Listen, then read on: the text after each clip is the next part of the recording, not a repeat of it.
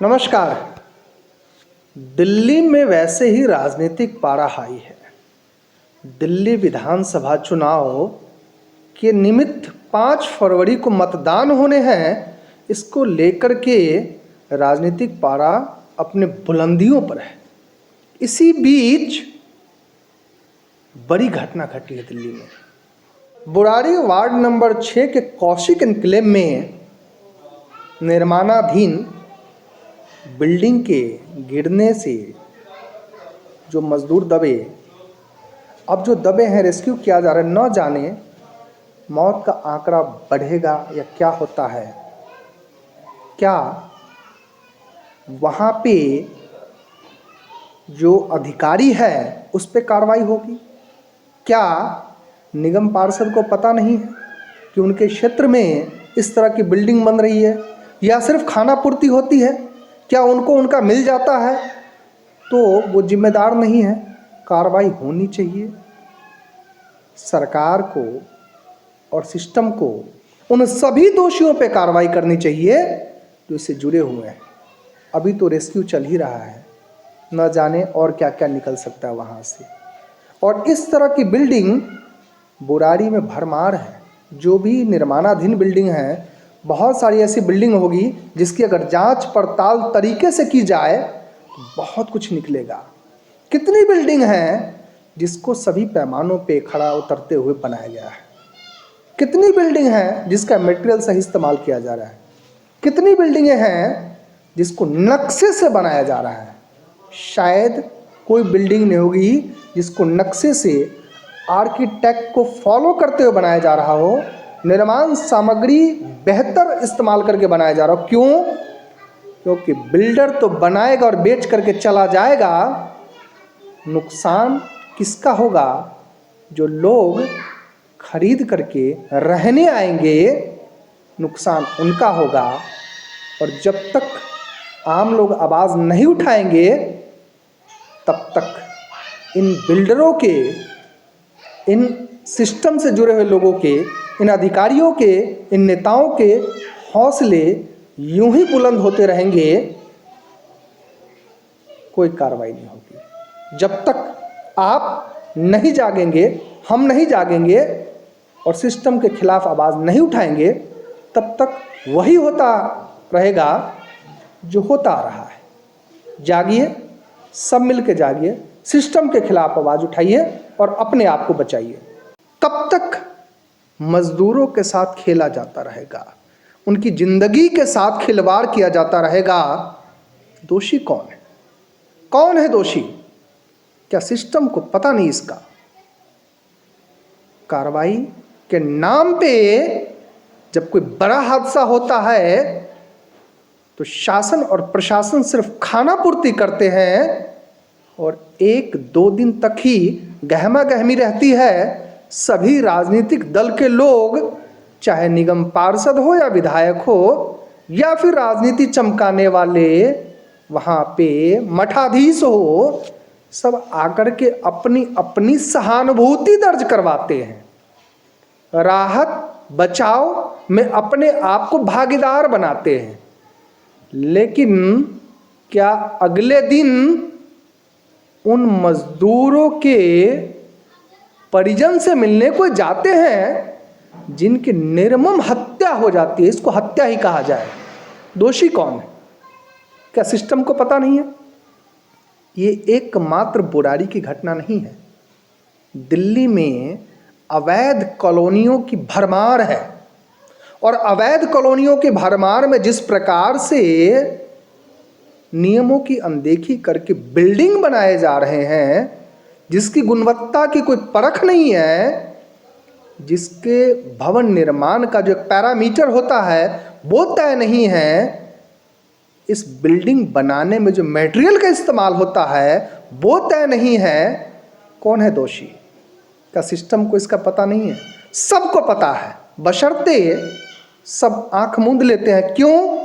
क्योंकि उनको उनका मिल जाता है, उनकी आंखें बंद हो जाती है, उनका मुंह बंद हो जाता है, क्योंकि हर किसी को धन से प्यार है। चाहे निगम पार्षद हो, चाहे सिस्टम से जुड़े हुए जेई हो, एई हो, और सबसे सब तो इनमें सबसे बड़ा दोषी इन बिल्डिंग बनाने वाले बिल्डर या जो स्वयं का बिल्डिंग बना रहे हैं उनके और सिस्टम के बीच की जो कड़ी है, जो इन लोगों को एक दूसरे से मिलवा करके, खाना पूर्ति करके, लेन देन करके जो नुकसान मजदूरों को पहुंचवाते हैं, सबसे बड़े दोषी वो हैं। क्या उनको सजा नहीं मिलनी चाहिए? कहाँ है सिस्टम? क्यों नहीं जागता सिस्टम? वही होगा, होता आया है, वही होगा। 2 दिन बाद सब सो जाएंगे, कोई किसी को नहीं देखेगा, और अगले दिन फिर से कोई बिल्डिंग गिरेगी, फिर से कोई मजदूर दब जाएगा। कब तक गरीबों के साथ खिलवाड़ होता रहेगा। मौके से मिली जानकारी के अनुसार लगभग 25 से 30 मजदूर उस बिल्डिंग में थे जो दबे। 14 को लगभग रेस्क्यू किया गया, और जैसी जानकारी मिल रही है कि 2 बच्चों की मौत हो गई है। इसकी पुष्टि मैं नहीं कर पा रहा हूँ, क्योंकि वहाँ से जो इनपुट आ रहा है उसी आधार पे मैं बता रहा हूँ। सबसे बड़ा सवाल ये खड़ा होता है कि चाहे बिल्डिंग गिरने का मामला हो, या एक्सीडेंट का मामला हो, या कोई भी बड़ी वारदात हो, या दिल्ली में आए दिन फायरिंग की वारदात हो, इन सभी चीज़ों को लेकर के जो एक विचार मेरे जहन में आ रहा है वो ये आ रहा है कि जब भी घटना घटती है सिस्टम बहुत जल्दी एक्टिव हो जाता है। क्या ये सिस्टम नियमित नहीं एक्टिव हो सकता? क्या ऐसे हादसों को नहीं रोका जा सकता? रोका जा सकता है, बशर्ते उसके लिए एक नियम तय हो।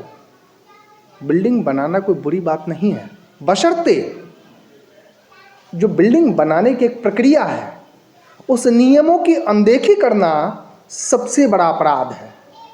और इस अपराध के दोषी वो सभी लोग हैं जो इस सिस्टम से जुड़े हुए हैं, चाहे चुने हुए प्रतिनिधि हो या फिर सरकारी अधिकारी कर्मचारी हो, सभी दोषी हैं।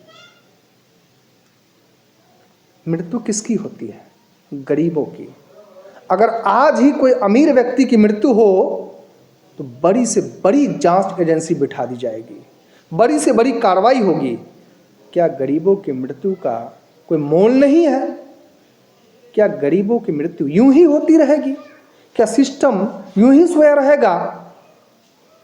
जरूरत है सिस्टम को संभालने की, जरूरत है इस तरह के हादसे को रोकने की, जरूरत है सरकार को या चुने हुए प्रतिनिधि है या सिस्टम से जुड़े हुए अधिकारी है, इनको कड़े कदम उठाने की। जैसी जानकारी मिल रही है मौके से, ये अवैध कॉलोनी के पीछे भी बहुत बड़ा रीज़न है। ये अवैध कॉलोनी यूं ही नहीं बनाई जाती है, कहीं सरकारी जगह, कहीं लाल डोरे की जगह, कहीं पे ग्राम सभा की जगह, कहीं पे डीडीए की जगह। और सबसे बड़ा वाकया तो तब आता है जब एक कॉलोनियाँ कट जाती है और वो सिस्टम जागता और अपनी ज़मीन को ढूंढता है। तो जिन गरीबों ने अपनी मेहनत की कमाई का पाई पाई इकट्ठा करके, अपने खून पसीने का एक एक पैसा इकट्ठा करके पैसा जोड़ता है और किसी तरह रहने का आशियाना बनाता है, वो तो पहले ही फंस चुका है इन बिल्डरों के, इन कॉलोनाइज़र के जाल में। और लेकिन जब बिल्डिंग बनाता है और कुछ दिन रहने को होता है और फिर वो सिस्टम आकर के कहता है कि ज़मीन तो हमारी है, तुम खाली करो, और फिर वो बेघर हो जाता है। क्यों? आखिर कौन है इसका दोषी? दोषी वो सभी लोग हैं जो शुरू से लेकर के आखिरी तक उस गरीबों का दोहन करता है। सिर्फ आर्थिक दोहन नहीं, मानसिक दोहन भी करता है। और वो व्यक्ति कब तक छला जाता रहेगा, ठगा जाता रहेगा। अगली बारी आपकी भी हो सकती है।